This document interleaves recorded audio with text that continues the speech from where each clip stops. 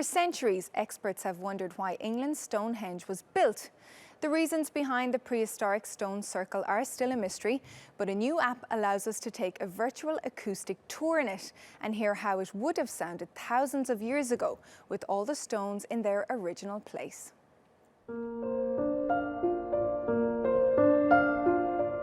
Researchers recently discovered something musical about Stonehenge, and they're bringing it to you in an app.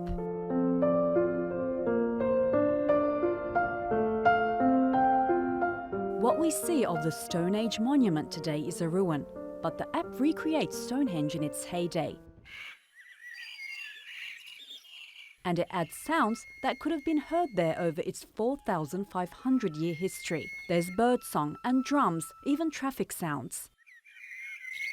What's interesting is hearing these sounds in the centre of the circle of stones. Today you can still hear some echoes. So you hear the birds calling, or if you clap your hands, or if you play a musical instrument, you hear quite a subtle echo. But if you're listening, it is clearly there. So you also hear a sense of reverberation. So it's a bit like a gigantic bathroom. People say, well, you hear that anywhere, but not 2,000, 3,000 years ago.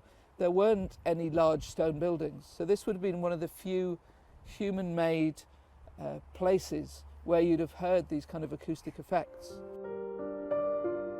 Archaeologists generally agree that Stonehenge was some sort of temple aligned with the movements of the sun. But a research team at the UK's University of Huddersfield believe its stones might also have been positioned to create acoustic effects.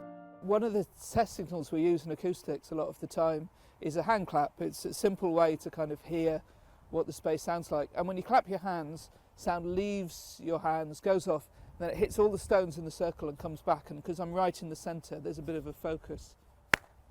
So the sound goes out and you hear a slight echo afterwards.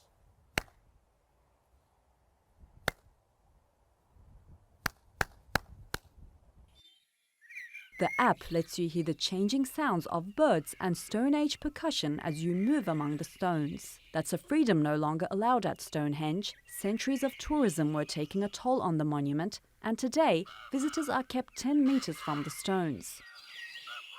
The app, though, gives you free rein to wander into the past.